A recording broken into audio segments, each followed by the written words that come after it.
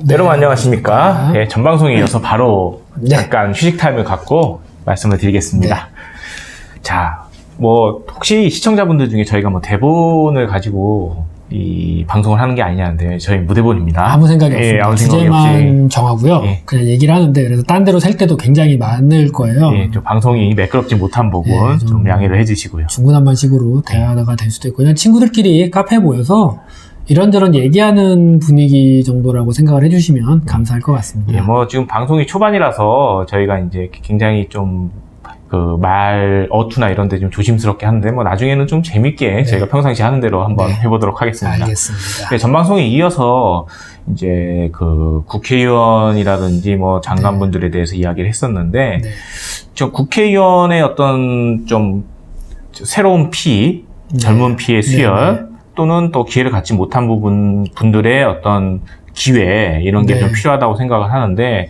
사실은 조금 그 전 정부들이 좀 원망스러운 부분이 특히 이제 군사 정권이라고 소위 말하는 뭐 그렇죠. 박정희나 뭐 전두환, 노태우 시절에 그런 법안을 왜 만들지 않았는가 솔직히 원망이 많이 돼요.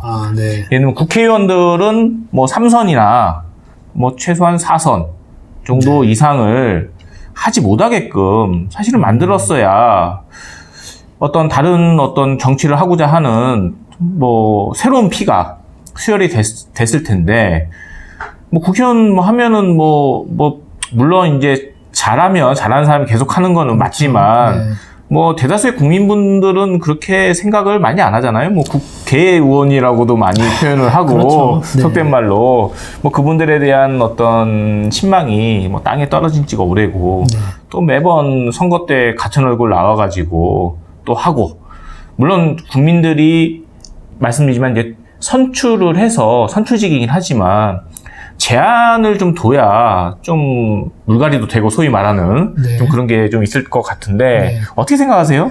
저는 사실 아직까지 그 부분은 저도 아직 고민 중인 내용이긴 한데요.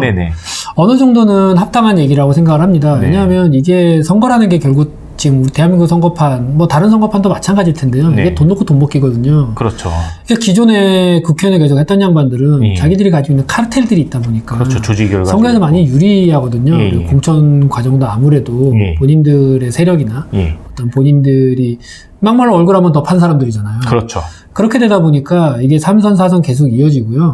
그럼 자기가 가진 걸 사람은 그분들이 잘못됐다기보다는 인간 자체가 뭐 그런... 가진 거를 놓치고 싶지는 않거든요. 그러니까 결국은 자기 기득권이나 이권에 집중을 하게 돼요. 그게 그 사람의 시작은 비록 깨끗했다 하더라도 시간이 지나면 저희들이 많이 보지 않았습니까? 저희가 변절자라고 많이 부르는데 뭐 대한민국 지금 국회의원 우리가 욕을 하는데요. 그분들 국회의원 하기 전이나 직전이나 국회의원 그 초선 때 모습들 보면은 지금 모습하고 상상도 할 수 없는 분들 많아요. 우리 보훈상수님도 그러시고요. 굉장히 많습니다. 그런 분들이. 뭐 그렇죠. 우리 김문수 전 도지사님 같은 경우도 사실은 초선 의원 때는 굉장한 양반이었거든요. 뭐 심지어 그래서 국회의원 식수에다가 뭐 약을 탄 게 아니냐는. 제가 이제 소문도... 아주 익히 오래전부터 주장하던 바인데요. 박정희 때 제가 와서 국회의사당에 식수통에 독약을 탔어요. 그래서 거기서 이제 정수기에서 물을 떠먹으면 사람이 또라이가 되는 거예요. 굉장히 마징가제트설만큼이나 뭐 저는 맞다고 보는데요. 사람들이 변질을 하게 되거든요. 이렇게 변절을 하게 되고요. 그러니까 그런 걸 좀 애시당초 막을 필요가 있지 않나. 우리 뭐 저 유시민 씨도 말을 하지 않았으니까 60이 넘으면 대가리가 썩어버린다고. 뭐 당사자가 뭐 지금 본인이 이제 60이 넘어서 더 이상 좀 말을 좀 삼가했으면 좋겠는데 뭐 당사자도 그렇게 말을 뭐 본인도 예전에 그렇게 말을 했다시피 올해 소위 말하는 고인물이 돼버리는 거죠. 그렇죠.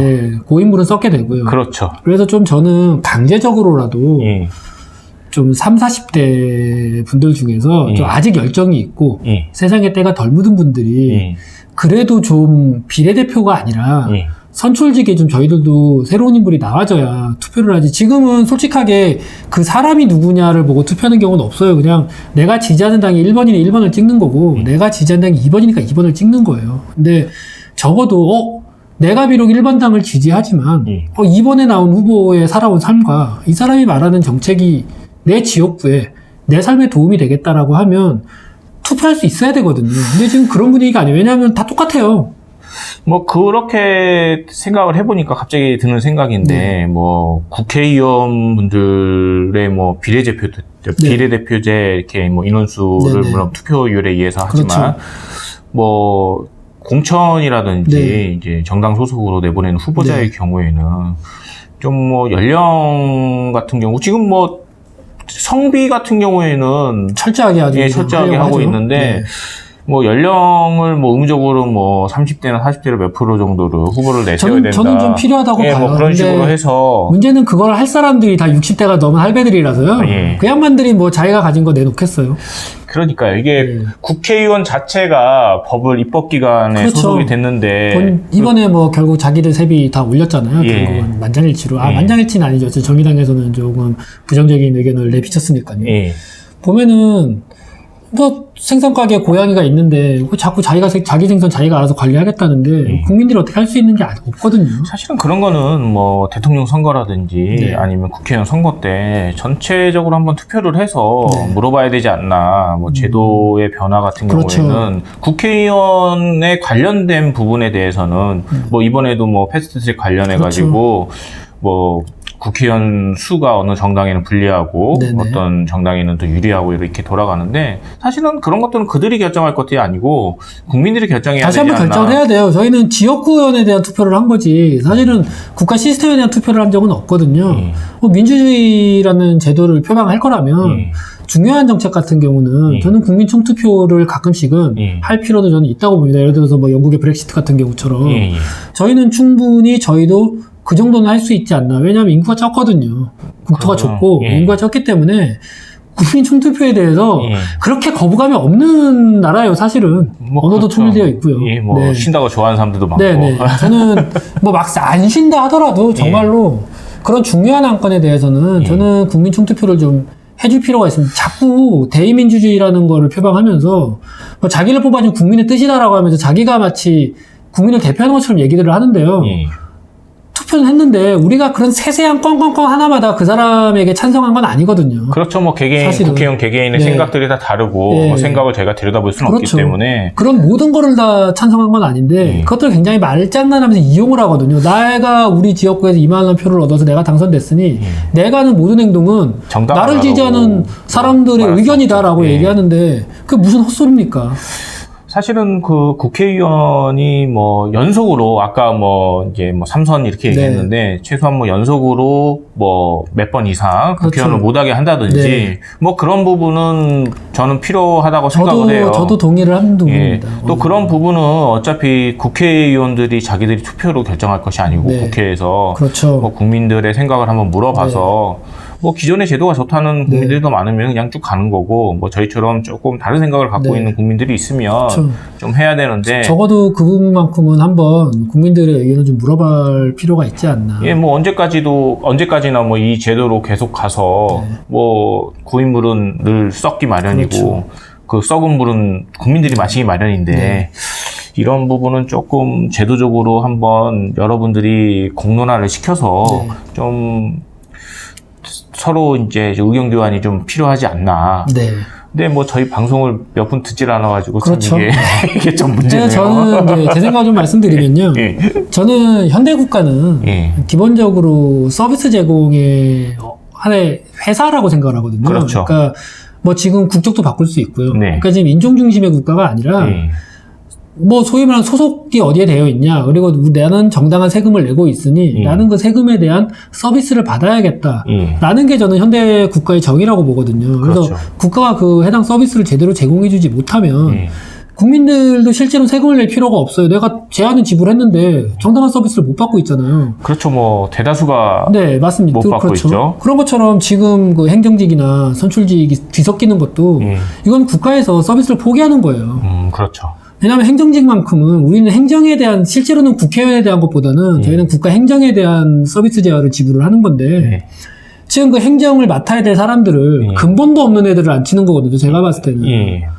맥도날드에 갔는데 맥도날드 알바생한테 제대로 햄버거를 만들어서 먹어야 되는데 이거 뭐 이 동네 분식에 떡볶이 만들던 양반이 와서 햄버거 대충 만들어 놓고 그냥 맥도날드 포장지만 해놓고 주는 거거든요. 그럼 저희는 불만 없이 먹어야 돼 이런 건 아니거든요. 그렇죠. 제대로 된 환경에서 제대로 된 서비스를 니들이 나한테 제공을 했느냐 이걸 따진다고 했을 때 과연 여기에 우리는 제대로 된 서비스를 제공했습니다라고 말할 수 있는 시스템이 이 대한민국에 있느냐 없다는 거예요.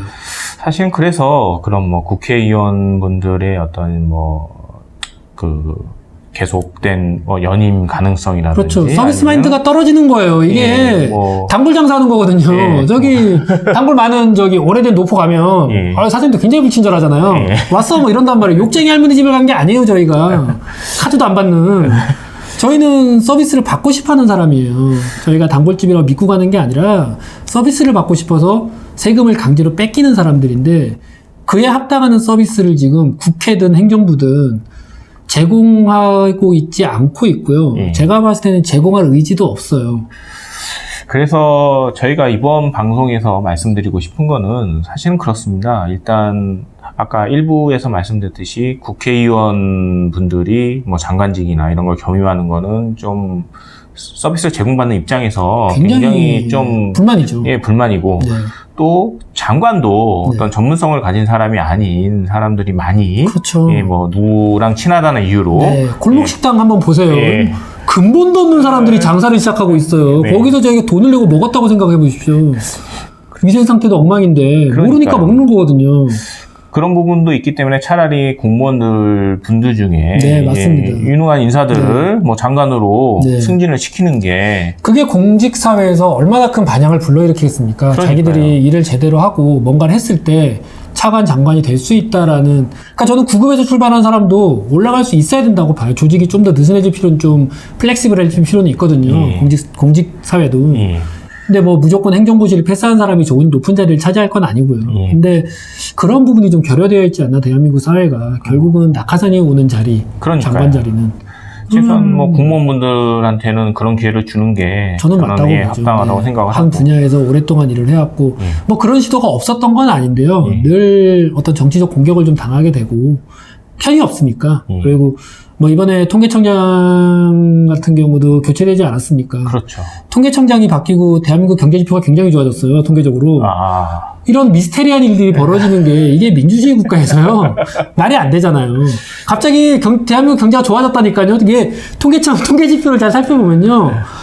저는 대한민국 선진국 통계청장 한 번만 더 바뀌면 저희 굉장히 지금 경기도 좋고요. 굉장히 살기 좋은 나라가 돼 있어요. 그러니까 통계와 일단 실상이 이렇게 괴리되어 있는 거는 이렇게 바꿔버리는 거예요. 통계청장이 처음 경험하는 국가입니다. 보통 좀 살만한데도 통계 지표가 안 좋아서 이렇게 되는데 와 이렇게 살기 힘든데 대한민국이 점점 좋아지고 있다고 나만 힘든가 보다라는 자괴감에 빠지거든요. 내가 열심히 사는 게 아닌가. 그러니까요. 나만 뒤처지는 게 아닌가. 그러니까 이런 분위기는 바뀌어야 된다라는 거예요. 적어도 모르겠습니다.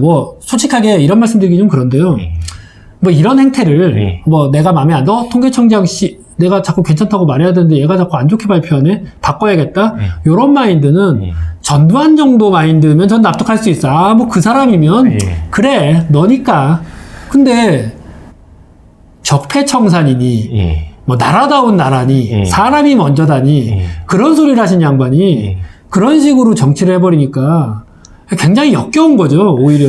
그렇죠. 깨끗한 척은 다 하는데 알고 보면 법무부인 저보다도 아주 좀 지저분한 것 같아요. 그러니까 깨끗함만 추구할 거면 진짜 깨끗함을 추구를 하든지 아니면 능력만 볼 거면 능력만 보든지 해야 되는데 이것도 아니고 저것도 아니고 좀 어정쩡해요. 사실은 능력 있는 사람을 앉힌 것도 아니고요. 그렇죠. 그렇다고 되게 깨끗한 사람을 앉힌 것도 아니에요. 그냥 친한 사람 앉힌 거죠. 깨끗한 사람 앉힐 거면 우리 동네 저희 옆집에 만식이 아버지 있어요. 만식이 아버지. 그분 평생 열심히 일하시고 세금 한번 밀린 적 없고요. 교통 위반 한번 한 적 없거든요. 그런 분이 장관하시면 돼요. 그러니까요. 우리 저기 만식이 아저씨 방송 보고 계시죠? 전 응원하고 있습니다. 또 나아가서 국회의원들이 이제 물론 3선, 4선, 5선까지 가기는 쉽지는 않지만 그렇죠. 최소한 그들이 어떤 그런 기회를 계속 가질 수 있는 것도 사실은 좀 제한을 할 필요가 있다. 그러니까 젊은 인재들을 스스로 키워내려고 노력을 해요. 젊은 친구들을 청년 대의원이니 뭐니 뽑아서 단물만 빨아먹고 버리는 게 아니라 그 친구들을 정치적 영향을 만들어줘야 되는데 이게 어느 순간 그 친구들이 커버리면 라이벌 구도로 만들어서 내쫓아버려요. 예를 들어 한나라당 같은 경우도 뭐 이준석 의원 같은 경우가 키우려고 하였으나 말을 잘 듣지 않고 본인 생각이 강하고 자꾸 입 바른 소리를 하니까 한나라당에서 깐 거거든요. 그러니까 걔들이 개인적으로 이준석 의원을 지지해서 그런 건 아니고요. 그러니까 객관적으로 그런 행태들 자체가 그 고인물들이 얼마나 병신인지 잘 보여주는 예예요. 자기들 밖으로 자기가 차는 거거든요. 한나라당이 왜 꼰대 이미지겠습니까? 그러니까요. 이게 좀 쇄신을 해야 되는, 나름대로 쇄신을 한다고는 하는데, 사실은 다른 사람들은 모르겠습니다만, 최소한 저희 눈에는 눈높이에는 좀 맞질 않으니까. 물론 이제 또 새로운 인물을 영입해서 어떤 총선이라는 그런 선거판에 내보내는 게 이제 무섭겠죠. 그들로서는 좀 위험한 일이긴 하겠지만. 근데 1번 당에 자신 있으면, 내보낼 수 있다고 저는 생각해요. 왜냐하면, 본인들이 그렇게 상대방이 한나라당도 마찬가지 한나라당인가요? 지금 무슨 당인가요? 아무튼 자한당인지 뭔지. 얘들도 똑같고요. 그렇게 자신이 있으면 자기네 당 색깔에 자신이 있으면 젊은 피를 내보내서 뭔가 쇄신을 하고 본인들이 바뀌고 있다는 걸 보여주려고 해야지. 그러니까요. 선거라는 게 물론 4년마다 이루어지긴 하지만 어떤 그들이 추구하는 어떤 생각들을 공유하고 싶다면 좀 장기적으로 봐서 좀 물갈이를 할 필요가 있지 않나 이렇게 생각이 듭니다. 매번 젊은 피가 모자르네 만에 헛소리는 하는데 자기들이 안 내보내지 우리가 아파왔습니까? 그렇죠. 내보낸 적 없잖아요. 괜찮은 사람 내보낸 적 없잖아요. 새로운 사람을 키울 생각도 없고 사업으로 성공한 사람을 내보내고 이런 식은 곤란하다는 거예요. 그리고 또 선거 조직이 또 돈이 없으면 사실 그들은 부인합니다만은 돈이 없으면 또 안 돌아가니까 그런 부분이 좀 문제는 있는데 그런 문화를 척결을 해야 되는 거죠. 지금 시대가 바뀌어서 예전처럼 사람들 모아놓고 학교 운동장에서 유세하던 시절은 끝났잖아요. 그러니까 실제로 생각 외로 돈을 안 쓰고 제대로 하려고 해도 충분히 할 수 있는 그 기반은 만들어졌다고 보거든요, 저는. 기술적으로. 그런데 아직까지 구태의연하게 그 자동차 타고 다니면서 트럭 타고 다니면서 소리 지르고 조용한 주택가에 와서 방송하고 이런 형태의 선거운동을 계속 고집하다 보니 이게 다 늙어서 그래요. 늙은 아저씨들이 옛날식으로 억지로 하는 거예요, 지금. 또 그렇다면 또 노인 비하로 저희 방송이 공격받을 수 있어요. 저는 노인은 비하할 수 있다고 봅니다. 왜냐하면 젊은 사람, 앞으로 살아가야 될 사람들의 방해가 되는 노인들, 존경받을 자격이 없는 노인들까지 저희가 굳이 존경하고 존중할 필요가 없다고 생각해요. 이 부분은 저기 옆에 계신 분의 개인적인 의견을 밝혀드립니다. 저는 공직자도 아니고, 저는 까놓고 얘기해서 지금 젊은 사람들이 노인에 대한 적개심이 많은 것도요. 존경받을 롤모델이 없어요. 그렇죠. 존경받을 만한 단순히 경험과 지식이 많다고 해서 존경받는 건 아니고 사실은 존경받을 수 있는 행동과 어떤 그런 생각들을 젊은 사람들한테 많이 보여줘야 되는데. 그 사람이 사업을 성공해서 대학교 총장이든 어디 회장님이든 저랑 무슨 상관입니까? 그렇죠. 그게 아니라 우리가 존경하고 존중한다는 건 전혀 다른 별개의 문제거든요. 그러니까 그런 분들이 차라리 계시든가 아니면 그게 자신이 없으면 좀 젊은 친구들이 의욕적으로 젊은 분들이 뭔가 좀 새로운 세팅을 할 수 있게 도와줘야 되는데 그냥 본인이 가진 밥그릇은 빼앗기기 싫고 남의 밥그릇 깨고 그 자리에 젊은 애들이 오는 건 괜찮은데 내 밥그릇은 못 뺏기겠다요. 전부 다. 그러니까 지금 정치꼴이 이 모양이고요. 그러니까 우리가 제공하는 지금 세금 우리는 돈을 이빠이 쓰고 있어요, 지금. 이빠이 죄송합니다. 우리는 돈을 굉장히 많이 쓰고 있는데, 세금으로. 들어오는 인풋은 지금 별로 없거든요. 국가에서 제공받는 서비스는 사실은. 그렇죠. 저희가 중산층까지는 아닙니다만은, 중하의 입장에서, 나름 열심히 세금을 내고 있다고 생각을 하는데, 그렇게 혜택이 없죠. 의료보험 정도는 좀 인정을 합니다만은. 그건 전두환 각하랑 전두환 각하의 업적 아니겠습니까? 공산주의 국가에서나 가능한 의료보험 시스템 아니겠습니까? 그런 걸 제외하고. 그 부분은 저는 칭찬하고요. 그거 말고는, 현재 저희가 받는 서비스는, 국가에서 받는 서비스는 저는 거의 없다고 보거든요. 진짜 기본적인 서비스 말고는. 그러니까 의식주가 해결이 안 되잖아요, 지금. 그러니까요. 일단 말이 조금 오늘은 방송은 좀 중구난방으로 이루어졌습니다만은 화가 나서 그래요, 화가 나서. 일단 국회의원분들과 장관분들 이런 거는 겸직은 그렇죠, 겸직. 좀 안 하는 게 좋겠다. 네, 안 하는 게 좋겠다. 그게 저희 방송의 결론이고 네. 또 국회의원분들도 뭐 계속 할 수 있는 앵간히 헤쳐 드셨으면 적당히 하시고 도망가세요 그냥. 적당히 이제 하는 거를 뭐 좀 국민 총투표를 통해서 그들이 결정 못 하거든요. 사실은 자기도 밥그릇 싸움이기 그렇죠. 때문에 그래서 그런 것들은 좀 국민 총투표를 통해서 한 번 더 재고해봐야 되는 시점이 아닌가. 저도 이제 그렇게 생각합니다. 그래서 뭐 여러분들 생각은 어떠신지는 모르겠지만 뭐 저희 생각은 이렇다는 거를 또 한번 말씀드리면서 방송 마치겠습니다. 감사합니다. 감사합니다. 한 20분 됐겠다.